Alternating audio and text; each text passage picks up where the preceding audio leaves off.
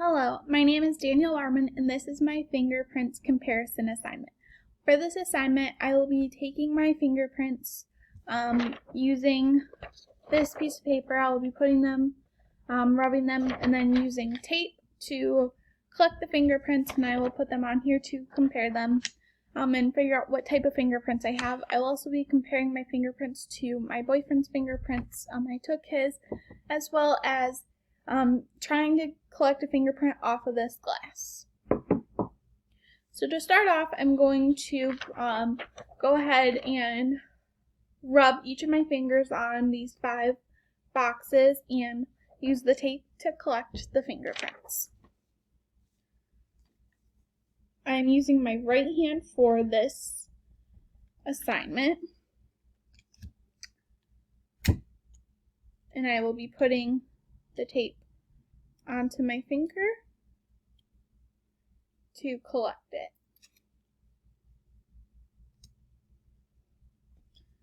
And I'll be doing this for each of my fingers on my right hand.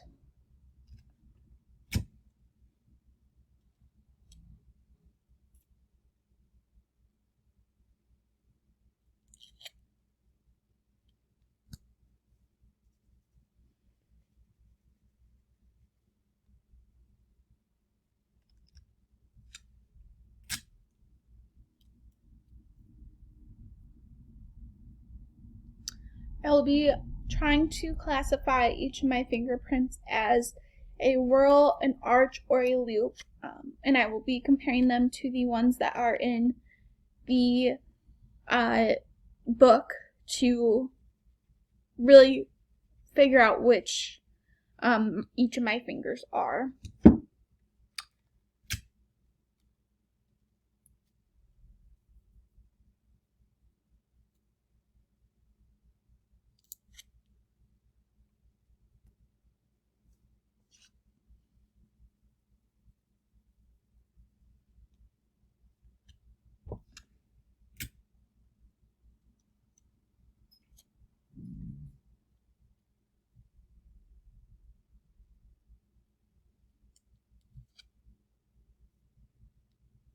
Alright, I have gone ahead and collected each of my fingerprints, and now we are going to be using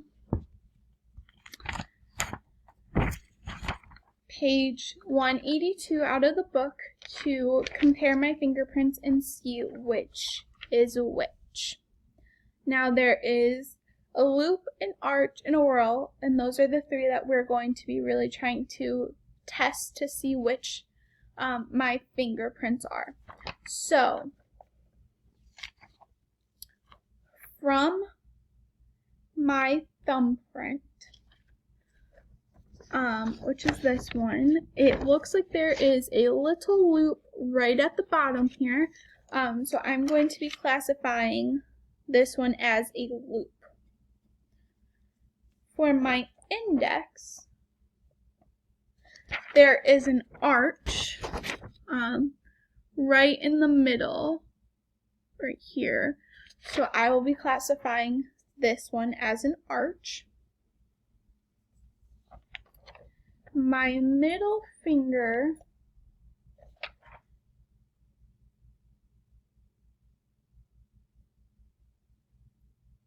there's an arch in there, so that one will be classified as an arch.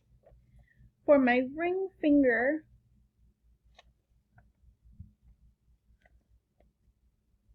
that one looks like there is a loop happening in the middle of it, so I'll be classifying that one as a loop. And then my pinky, there's a loop in the middle as well.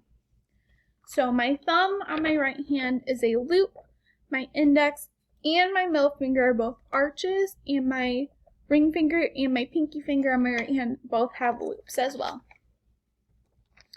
So comparing this to my boyfriend's, he mainly has loops. It looks like he has one that looks like it might be a whorl. His pinky's definitely a loop, so is his ring finger. And then it looks like he has a slight arch in his middle and possibly a loop in his index. Now, when I'm comparing these two, his did not turn out the greatest, so it's a little bit harder to compare, but for his to compare to mine is a little bit more tricky because we are not related. We're getting married next year, however, we're not blood related, so our fingerprints would not be similar in any regard, unlike if I were to compare this to my mom's fingerprints or my sister's fingerprints. My sister and I have done this before because she works for the DEA, so she has done this in her forensic classes before, so we have somewhat similar fingerprints. However, they are not similar enough to be able to say that I committed a crime if she actually committed it. So ours are similar, but not similar enough, and this is mine and my fiance's. Now, I'm going to be trying to collect a fingerprint off of this cup. And to do this, I'm going to take this piece of paper again, do my index finger, and then try to touch the cup with it.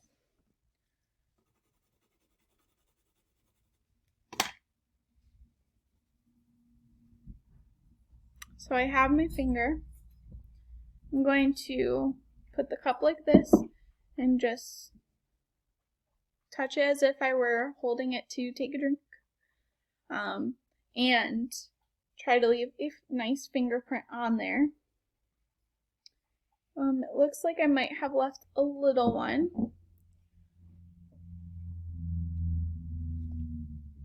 So we're going to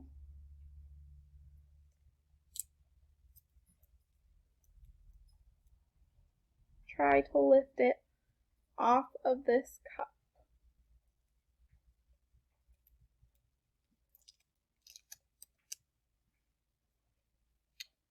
So I got a slight fingerprint off of the cup. However, due to the design on my cup, it didn't work the greatest. So I'm going to do a second item. I'm going to do this card. I'm going to, again, try to get the powder dust on my finger. And then I'm going to open the card, and just like I was reading it, we're going to try to leave a fingerprint on there.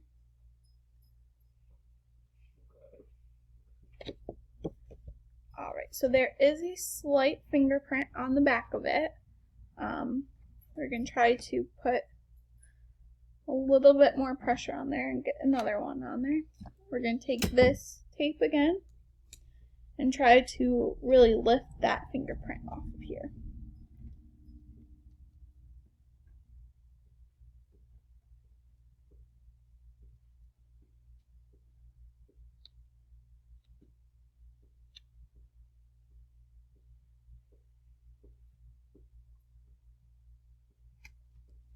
So I have now lifted this fingerprint, as you can see, and we're going to compare it to the ones that were taken straight from my finger versus the paper.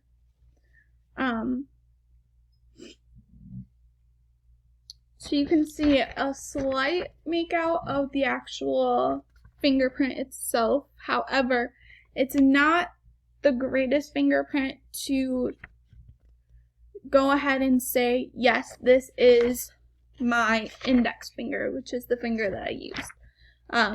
So if this were in a computer system and not me just looking at it, A computer system may be able to pinpoint the exact matches between the two fingerprints. However, if we didn't have a fingerprint identification system like that, and I had to go solely based off of this fingerprint compared to this fingerprint right here in court, I would say they were not similar, because they don't necessarily look similar to me. However, this fingerprint is a lot more visible than this fingerprint is.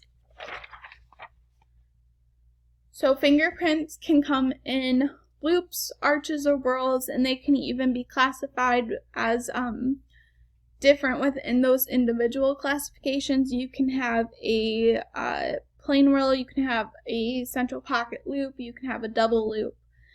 There's an accidental fingerprint, there's a plain arch and a tinted arch. So for my two arches, I more so had my middle finger would be more of a tinted arch, and my ring finger, my index finger would be more of a plain arch. So, and then all my loops appear to be just normal loops. I'm not seeing anything that's screaming that it's anything other than that. There's nothing that shows that it's a different type of loop. And again, my fingerprints compared to my boyfriend's fingerprints, for starters, his are much larger than mine. He has much larger hands than I do. So, we would not be able to say that we were related enough to for me to commit a crime he did or him to commit a crime I did. They're not similar enough. My fiance's fingerprints are also much larger than mine are, so that's another thing to look out for. The size of a fingerprint as well. Thank you.